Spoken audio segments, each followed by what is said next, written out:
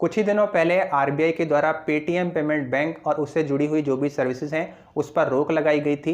15 मार्च 2024 यहाँ पे एक डेट भी निर्धारित की गई थी। 15 मार्च 2024 तक आप पेटीएम पेमेंट बैंक और उससे जुड़ी हुई जो भी सर्विसेज हैं उनका इस्तेमाल कर सकते थे।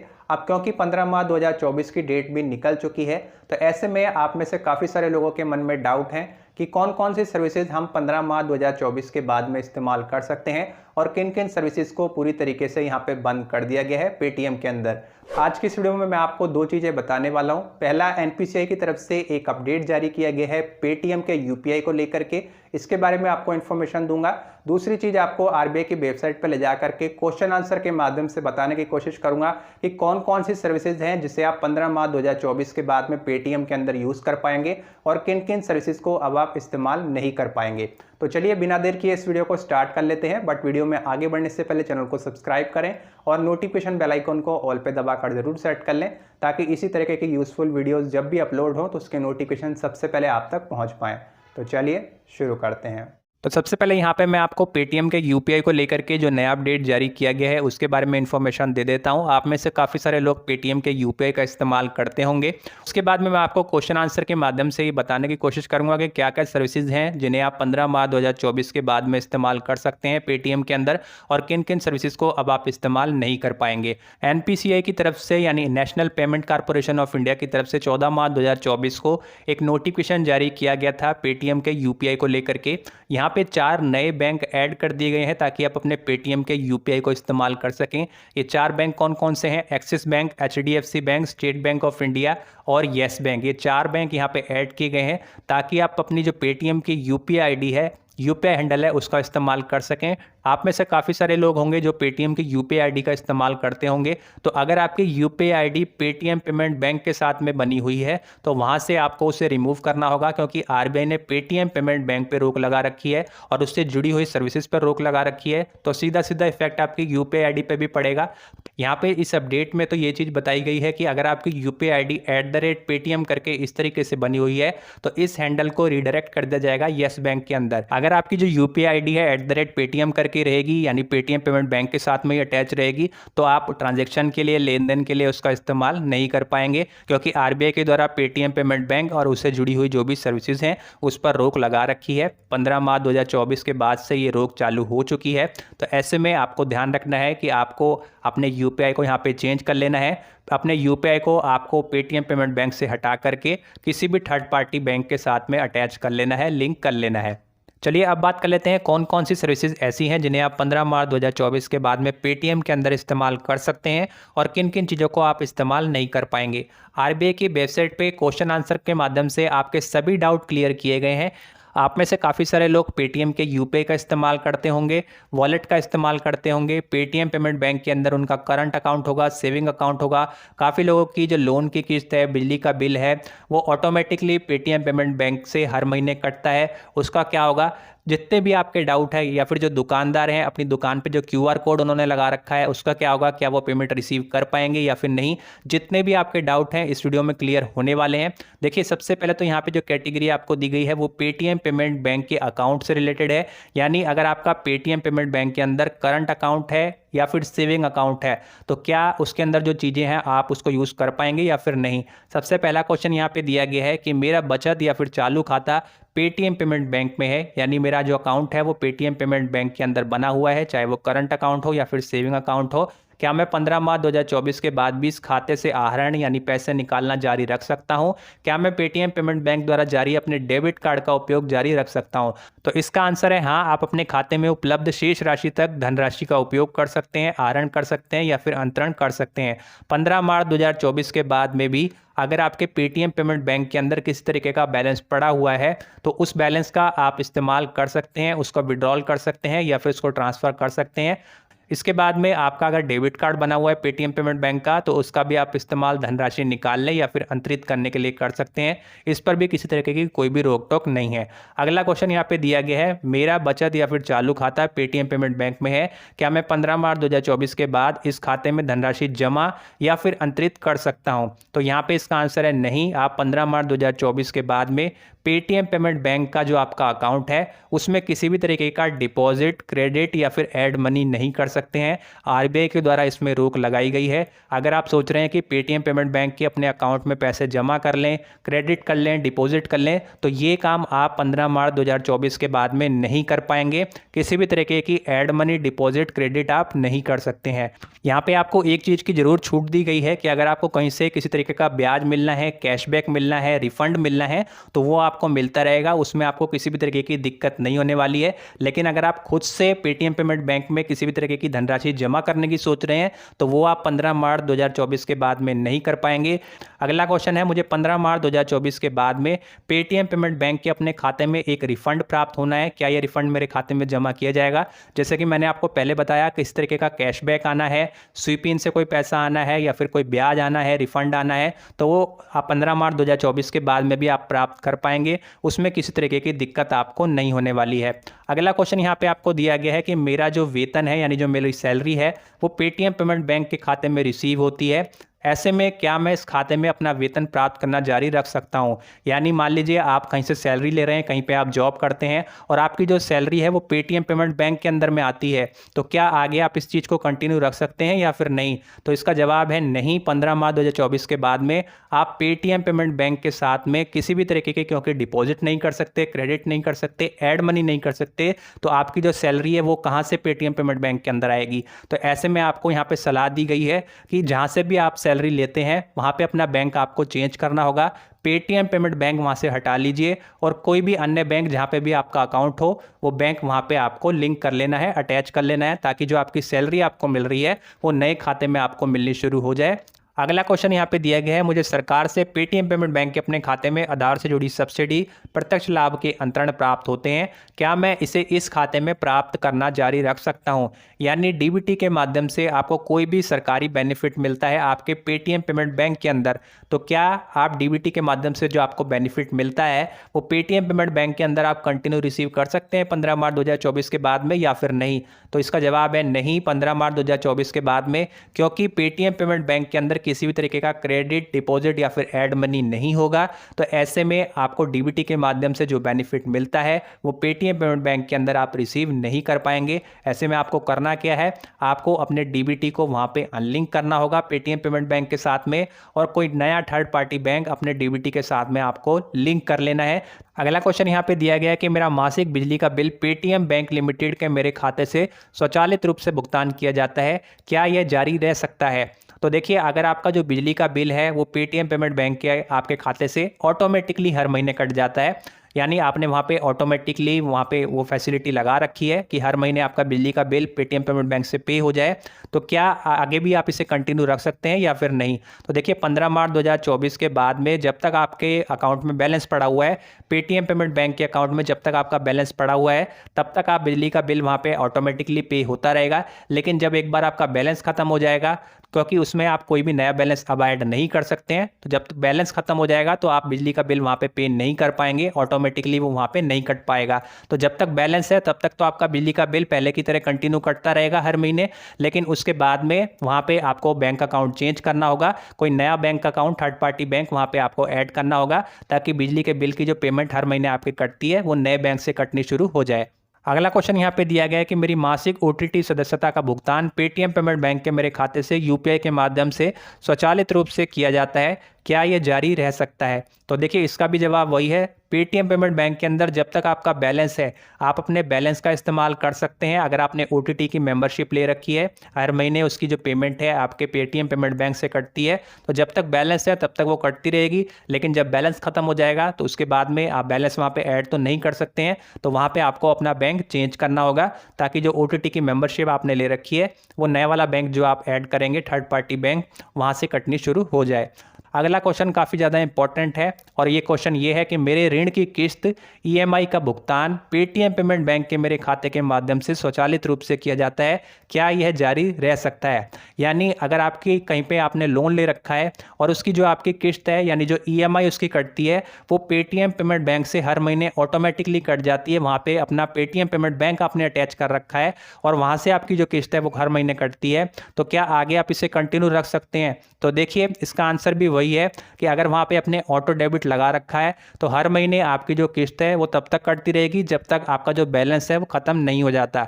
जब आपका बैलेंस एक बार ख़त्म हो जाएगा तो वहाँ पे आपको एक नया बैंक अकाउंट ऐड करना होगा, क्योंकि अगर आपकी किस्त वहाँ पे नहीं जा पाएगी आपके बैलेंस ना होने की वजह से तो आपका सिबिल स्कोर भी खराब होगा और काफ़ी ज़्यादा आगे आपको दिक्कत हो सकती है। तो ऐसे में जब तक आपके पेटीएम पेमेंट बैंक के अंदर बैलेंस पड़ा हुआ है तब तक आपकी जो ईएमआई वगैरह है, जो लोन की किस्त है वो कटती रहेगी, लेकिन उसके बाद में वहाँ पे आपको अपना बैंक चेंज करना होगा। इससे पहले कि आपका बैलेंस आपके पेटीएम पेमेंट बैंक के अंदर ख़त्म हो वहाँ पे एक नया बैंक अकाउंट आपको ऐड कर लेना है। कोई भी थर्ड पार्टी बैंक जहाँ पे आपका अकाउंट हो वो आपको अपने लोन की किस्त के साथ में ऐड कर लेना है, ताकि जो आपकी लोन की ईएमआई वगैरह जाती है वो नए वाले बैंक अकाउंट से कटना शुरू हो जाए। अगला क्वेश्चन यहाँ पे दिया गया है कि मेरे जो लोन की किस्त है ईएमआई का भुगतान है वो पेटीएम पेमेंट बैंक के अलावा किसी अन्य बैंक से किया जाता है ऑटोमेटिकली, तो क्या इसे जारी रख सकते हैं या फिर नहीं? तो अगर आपने पेटीएम पेमेंट बैंक के अलावा कोई भी अन्य बैंक ऐड कर रखा है अपनी लोन की किस्त को देने के लिए तो फिर आपको कोई भी दिक्कत यहाँ पे नहीं होने वाली है, आप उसे कंटिन्यू रख सकते हैं, कोई भी दिक्कत वहाँ पे आपको नहीं है। अगली कैटेगरी जो यहाँ पे दी गई है वो पेटीएम पेमेंट बैंक के वॉलेट से रिलेटेड है। पेटीएम का वॉलेट आप में से काफ़ी सारे लोग इस्तेमाल करते होंगे। पेटीएम के वॉलेट को लेकर के लोगों के मन में डाउट है कि इसको यूज़ करना है या फिर नहीं करना है तो किस तरीके से करना है, क्या इसका यूज़ कर भी पाएंगे या फिर नहीं? तो देखिए पहला क्वेश्चन यहाँ पे दिया गया है कि मेरे पास पेटीएम पेमेंट बैंक का वॉलेट है, क्या मैं 15 मार्च 2024 के बाद भी इस वॉलेट से पैसे का उपयोग करना जारी रख सकता हूँ? यानी पेटीएम का जो वॉलेट आप इस्तेमाल करते हैं उसमें अगर आपका बैलेंस पड़ा हुआ है तो क्या उसको यूज़ किया जा सकता है या फिर नहीं 15 मार्च 2024 के बाद में? तो इसका आंसर है यस, आप अपने वॉलेट का इस्तेमाल कर सकते हैं। उसमें जब तक आपका बैलेंस पड़ा हुआ है उस बैलेंस को आप यूज़ कर सकते हैं, निकाल सकते हैं, किसी दूसरे वॉलेट में ट्रांसफ़र कर सकते हैं, किसी दूसरे बैंक खाते में ट्रांसफ़र कर सकते हैं, बशर्ते वो खाता जो है पेटीएम पेमेंट बैंक नहीं होना चाहिए। अगर किसी व्यक्ति को आप अपने वॉलेट में से पैसे भेजना चाहते हैं और वो जो बैंक है वो पेटीएम पेमेंट बैंक है तो वहाँ पे पेटीएम पेमेंट बैंक में आप ट्रांसफ़र नहीं कर सकते, लेकिन कोई दूसरा बैंक अकाउंट है तो उसमें आप अपने वॉलेट का पैसा ट्रांसफ़र कर सकते हैं। अगला क्वेश्चन है मेरे पास पेटीएम पेमेंट बैंक का वॉलेट है, क्या मैं 15 मार्च 2024 के बाद इस वॉलेट में टॉप अप या फिर पैसे ट्रांसफ़र कर सकता हूँ? क्या मैं 15 मार्च 2024 के बाद किसी अन्य व्यक्ति से इस वॉलेट में पैसे प्राप्त कर सकता हूं? तो इसका आंसर है नहीं, 15 मार्च 2024 के बाद में आप वॉलेट में टॉप अप या फिर पैसे ट्रांसफ़र नहीं कर पाएंगे, क्योंकि आरबीआई की तरफ से इस पर रोक लगाई गई है। आप अपने वॉलेट में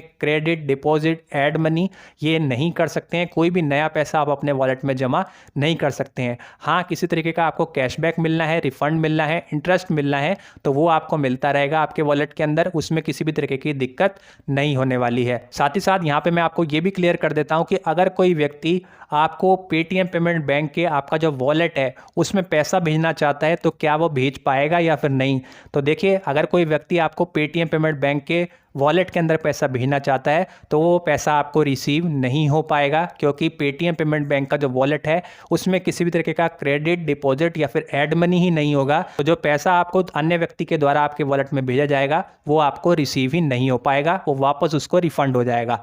मेरे वॉलेट में पेटीएम पेमेंट बैंक से कैशबैक बकाया है, क्या मुझे ये कैशबैक 15 मार्च 2024 के बाद प्राप्त हो सकता है? तो देखिए मैं आपको पहले ही बता चुका हूँ, किसी भी तरीके का कैशबैक मिलना है, इंटरेस्ट मिलना है या फिर रिफंड मिलना है वो आपको मिलता रहेगा। अगला क्वेश्चन यहाँ पे दिया गया है कि मेरे पास पेटीएम पेमेंट बैंक का वॉलेट है, क्या मैं इस वॉलेट को बंद कर सकता हूँ और जो शेष राशि बची हुई है यानी जो बैलेंस वॉलेट के अंदर पड़ा हुआ है उस बैलेंस को किसी अन्य बैंक के अपने बैंक खाते में ट्रांसफर किया जा सकता है या फिर नहीं?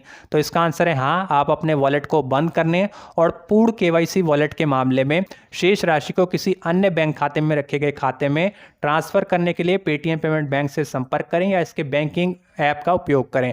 यहाँ पे मैं आपको आसान भाषा में समझा देता हूँ। अगर आपका पेटीएम का जो वॉलेट है आप इस्तेमाल करते हैं उसमें किसी भी तरीके का बैलेंस पड़ा हुआ है, आप चाहते हैं कि उस बैलेंस को आप किसी अपने दूसरे बैंक में ट्रांसफ़र कर लें पेटीएम पेमेंट बैंक के अलावा किसी दूसरे खाते में ट्रांसफ़र कर लें, तो क्या आप कर सकते हैं या फिर नहीं? और उसके बाद में अगर आप वॉलेट को बंद करना चाहें, वो कर सकते हैं या फिर नहीं?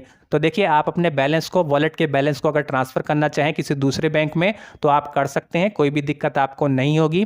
पेटीएम पेमेंट बैंक वो बैंक नहीं होना चाहिए, इस चीज़ का आपको बस ध्यान रखना है। कोई दूसरे बैंक में ट्रांसफ़र करना चाहें तो कर सकते हैं। इसके अलावा जब आप ट्रांसफ़र कर लेंगे, आपका बैलेंस ज़ीरो हो जाएगा। उसके बाद में अगर आपको लगता है कि भाई इस वॉलेट को बंद कर देना चाहिए, तो वो भी आप कर सकते हैं। पेटीएम के कस्टमर केयर में बात कीजिए, वहाँ पे आप रिक्वेस्ट डाल सकते हैं कि आपको अपना वॉलेट बंद करना है, आपने अपने बैलेंस को यूटिलाइज़ कर लिया है। ध्यान रखिएगा, बंद करने से पहले अपना बैलेंस ज़रूर इस्तेमाल कर लीजिएगा कहीं पे, या फिर उसको ट्रांसफ़र कर लीजिएगा। ऐसा नहीं है कि बैलेंस पड़ा हुआ है और आपने अपना वॉलेट बंद करवा लिया तो आपका बैलेंस बेकार चला जाएगा। अगली कैटेगरी जो यहाँ पे दी गई है वो पेटीएम के फास्टैग से रिलेटेड है। पेटीएम का फास्टैग टोल पर भुगतान के लिए आप में से काफ़ी सारे लोग यूज़ करते हैं, लाखों में इनकी संख्या है। उसी से रिलेटेड यहाँ पे क्वेश्चन दिए गए हैं, आपके डाउट यहाँ पे क्लियर किए गए हैं। पहला क्वेश्चन है कि मेरे पास पेटीएम पेमेंट बैंक द्वारा जारी फास्टैग है, 15 मार्च 2024 के बाद पर टोल पर भुगतान करने के लिए इसका इस्तेमाल किया जा सकता है या फिर नहीं? तो देखिए, अगर आपके फास्टैग में बैलेंस पड़ा हुआ है तो जब तक वो बैलेंस है तब तक आप उसका इस्तेमाल कर सकते हैं। 15 मार्च 2024 के बाद में भी कर सकते हैं, कोई दिक्कत नहीं होगी। लेकिन अगर आपका जो बैलेंस है फास्टैग के अंदर एक बार ख़त्म हो जाता है, उसके बाद में आपको अपना पुराना वाला यानी पेटीएम वाला फास्टैग बंद करवाना होगा और कोई दूसरे बैंक का फास्टैग आपको खरीद कर उसी का इस्तेमाल करना होगा। जब तक बैलेंस पड़ा हुआ है उस बैलेंस का आप इस्तेमाल कर सकते हैं फास्टैग के अंदर, कोई भी दिक्कत आपको नहीं होगी। अगला क्वेश्चन है, मेरे पास पेटीएम पेमेंट बैंक द्वारा जारी किया गया फास्टैग है, क्या मैं 15 मार्च 2024 के बाद में इसके बैलेंस को रिचार्ज कर सकता हूं? यानी आप सोच रहे हैं कि 15 मार्च 2024 के बाद में आप फास्टैग को रिचार्ज कर लें या फिर टॉपअप कर लें, तो वो कर पाएंगे या फिर नहीं? तो इसका आंसर है नहीं। आप अपने फास्टैग को रिचार्ज नहीं कर सकते हैं, किसी भी तरीके का टॉपअप या रिचार्ज इसमें नहीं किया जा सकता 15 मार्च 2024 के बाद में। इसके बैलेंस को आप ज़रूर यूज़ कर सकते हैं जब तक ये जीरो नहीं हो जाता। 15 मार्च 2024 से पहले आप किसी दूसरे बैंक का फास्टैग खरीद लें, या फिर जब तक आपका बैलेंस नहीं ख़त्म हो जाता, जब बैलेंस ख़त्म हो जाएगा तो पुराने फास्टैग को बंद करवा लीजिए और नए बैंक का फास्टैग आपको खरीद के उसका इस्तेमाल आप कर सकते हैं। अगला क्वेश्चन यहाँ पे दिया गया कि क्या मैं पेटीएम पेमेंट बैंक द्वारा जारी किए गए अपने पुराने फास्टैग से शेष राशि को, यानी जो बैलेंस बचा हुआ है, उसी किसी अन्य बैंक से प्राप्त नए फास्टैग में अंतरित कर सकता हूँ, यानी ट्रांसफ़र कर सकता हूँ या फिर नहीं?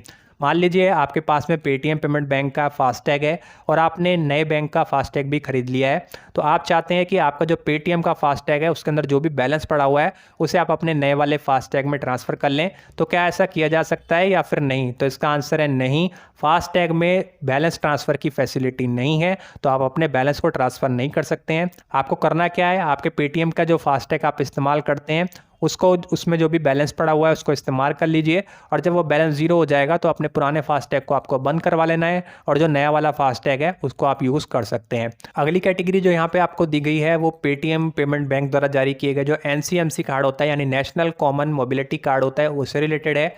एनसीएमसी कार्ड से संबंधित यहाँ पे कुछ क्वेश्चन दिए गए हैं। सबसे पहले है, मेरे पास पेटीएम पेमेंट बैंक द्वारा जारी एनसीएमसी कार्ड है, क्या 15 मार्च 2024 के बाद में इसका इस्तेमाल किया जा सकता है? क्या इसको रिचार्ज किया जा सकता है, या फिर टॉपअप करना चाहें या इसमें पैसा ऐड करना चाहें तो वो किया जा सकता है? क्या इसमें जो बैलेंस पड़ा हुआ है उस बैलेंस को दूसरे बैंक के एनसीएमसी कार्ड में ट्रांसफ़र किया जा सकता है या फिर नहीं? तो देखिए, तीनों ही क्वेश्चन मैंने एक साथ यहाँ पे ले लिए हैं। इनका आंसर ये है कि सबसे पहले तो देखिए, अगर आपका जो एनसीएमसी कार्ड है उसमें किसी तरीके का बैलेंस पड़ा हुआ है तो बैलेंस को आप इस्तेमाल कर सकते हैं, कोई भी दिक्कत नहीं होगी। पेटीएम पेमेंट बैंक हो, पेटीएम का वॉलेट हो, पेटीएम का जो एनसीएमसी कार्ड होता है वो हो, या फिर पेटीएम का फास्टैग हो, इसमें जो भी आपका बैलेंस पड़ा हुआ है, आपके बैलेंस में आपको कहीं पे भी दिक्कत नहीं होने वाली है। आपका बैलेंस कहीं पे जाने वाला नहीं है। किसी भी चीज़ के अंदर जो मैंने आपको चारों चीज़ें बताई है उसमें अगर आपका बैलेंस पड़ा हुआ है तो 15 मार्च 2024 के बाद में भी आप अपने बैलेंस को इस्तेमाल कर सकते हैं जब तक आपका बैलेंस वहाँ पे ज़ीरो नहीं हो जाता। उसके बाद में आपको यहाँ पे अगर एनसीएमसी कार्ड आगे भी यूज़ करना है, आपका बैलेंस ख़त्म हो चुका है, तो आपको दूसरे बैंक का एनसीएमसी कार्ड यहाँ पे लेना होगा, उसको इस्तेमाल करना होगा।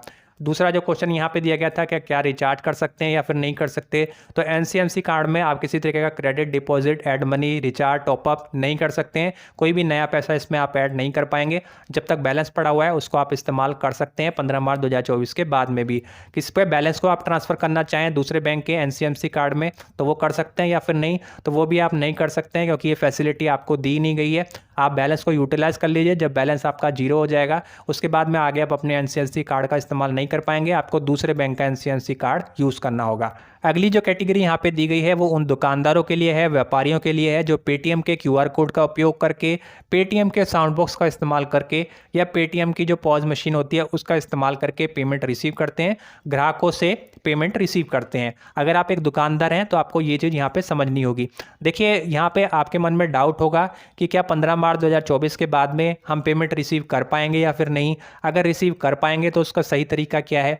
देखिए यहाँ पे आपको 2 क्वेश्चन दिए गए हैं। सबसे पहला क्वेश्चन यहाँ पे दिया गया है कि मैं एक व्यापारी हूँ और मैं किसी अन्य बैंक खाते यानी पेटीएम पेमेंट बैंक नहीं, कोई भी दूसरा खाता से जुड़े Paytm QR code, Paytm sound box या फिर पेटीएम पीओएस टर्मिनल का उपयोग करके भुगतान स्वीकार करता हूं। क्या 15 मार्च 2024 के बाद भी सेटअप का उपयोग जारी रख सकता हूं या फिर नहीं। और दूसरा क्वेश्चन दिया गया है मैं एक व्यापारी हूं और मैं पेटीएम पेमेंट बैंक के साथ में अपने बैंक खाते या वॉलेट से जुड़े Paytm QR code, Paytm sound box, Paytm POS terminal का उपयोग करके भुगतान स्वीकार करता हूं। क्या मैं 15 मार्च 2024 के बाद भी सेटअप का उपयोग जारी रख सकता हूं। दोनों क्वेश्चन का आंसर बहुत ही आसानी से मैं यहाँ पे आपको क्लियर कर देता हूं।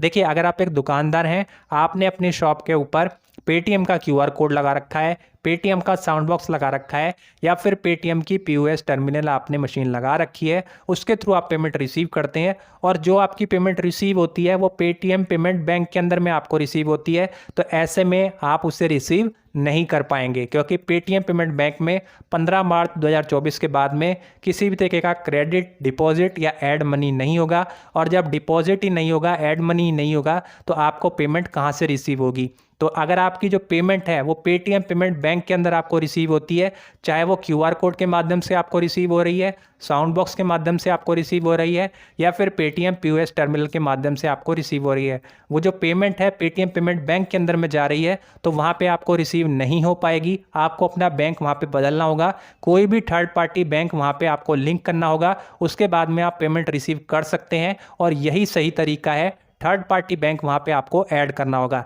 लेकिन अगर पहले से आपने कोई थर्ड पार्टी बैंक ऐड कर रखा है, यानी QR code, Paytm sound box या फिर पीओएस टर्मिनल का उपयोग करके जो पेमेंट आपको रिसीव होती है वो पेटीएम पेमेंट बैंक के अंदर नहीं बल्कि किसी भी अन्य third party bank, for example हो सकता है आपका पंजाब नेशनल बैंक में अकाउंट हो, एसबीआई में अकाउंट हो या फिर किसी भी अन्य थर्ड पार्टी बैंक में पेटीएम पेमेंट बैंक के अलावा वहाँ पे आपका थर्ड पार्टी बैंक में अकाउंट हो, उसमें आपकी पेमेंट आपको रिसीव हो रही है, तो वो आप रिसीव कर सकते हैं। 15 मार्च 2024 के बाद में भी किसी भी तरीके की दिक्कत वहाँ पे आपको नहीं होने वाली है। यहाँ पे देखिए आपको आगे जो कैटेगरी दी गई है वो ये है कि यूपीआई आईएमपीएस के माध्यम से धनराशि का ट्रांसफ़र, यानी आप यहाँ पे किसी को मनी ट्रांसफ़र करना चाहें आईएमपीएस या फिर यूपीआई के माध्यम से, तो क्या वो किया जा सकेगा या फिर नहीं। पहला क्वेश्चन है क्या मैं 15 मार्च 2024 के बाद में यूपीआई या फिर आईएमपीएस के माध्यम से अपना पैसा अपने पेटीएम पेमेंट बैंक के खाते में ट्रांसफ़र कर सकता हूँ या फिर नहीं। मान लीजिए आप यूपीआई के माध्यम से या फिर आईएमपीएस के माध्यम से अपने पेटीएम पेमेंट बैंक के अंदर में पैसा भेजना चाहते हैं, तो क्या वो भेज पाएंगे या फिर नहीं। तो इसका आंसर है नहीं। 15 मार्च 2024 के बाद में अपने पेटीएम पेमेंट बैंक के खाते में आप पैसा ऐड नहीं कर सकते हैं, क्योंकि आप पैसा भेजेंगे तो क्योंकि यहाँ पे डिपॉजिट, ऐड मनी या क्रेडिट होगा ही नहीं, तो जब डिपॉजिट ही नहीं होगा, पैसे जमा ही नहीं हो रहे पेटीएम पेमेंट बैंक के अंदर में, तो आप ट्रांसफ़र भी करेंगे तो वो वापस आपको रिफंड हो जाएगा, आपके पेटीएम पेमेंट बैंक के अंदर वो पैसा जाएगा ही नहीं। अगला क्वेश्चन यहाँ पे दिया गया है कि क्या मैं 15 मार्च 2024 के बाद में अपने पेटीएम पेमेंट बैंक के अकाउंट से, हो सकता है वो करंट अकाउंट हो या सेविंग अकाउंट हो, उसमें से यूपीआई या फिर आईएमपीएस के माध्यम से अपना पैसा निकाल सकता हूँ या फिर नहीं। तो इसका आंसर है यस। आप अपने खाते में उपलब्ध राशि तक, यानी जब तक उसमें बैलेंस पड़ा हुआ है, वो जो बैलेंस पड़ा हुआ है उसको आप यूपीआई या फिर आईएमपीएस के माध्यम से पेटीएम पेमेंट बैंक के खाते से निकाल सकते हैं। कोई भी दिक्कत यहाँ पे आपको नहीं होने वाली है। तो यहाँ पे आरबीआई की वेबसाइट के ऊपर एफएक्यू के माध्यम से, यानी क्वेश्चन आंसर के माध्यम से आपके जो पेटीएम को लेकर के, पेटीएम पेमेंट बैंक के अंदर जो भी सर्विसेज हैं क्या क्या चलती रहेंगी, 15 मार्च के बाद में क्या क्या बंद रहेंगी, सभी डाउट यहाँ पे आपके क्लियर करने की कोशिश की गई है। मैंने भी आपको आसान भाषा में समझाने की कोशिश की है कि क्या क्या चीज़ें आप इस्तेमाल कर सकते हैं और क्या क्या चीज़ें आप इस्तेमाल नहीं कर पाएंगे। उम्मीद है आज की ये वीडियो आप सभी को पसंद आई होगी। वीडियो पसंद आई हो तो वीडियो को लाइक कीजिएगा, साथ ही साथ इसी तरीके की यूज़फुल वीडियोज़ आगे भी आपको मिलती रहे उसके लिए चैनल को सब्सक्राइब जरूर करें। तो चलिए आज की इस वीडियो में इतना ही। मैं आपसे मिलूंगा एक और नई वीडियो में, तब तक के लिए जय हिंद, जय भारत।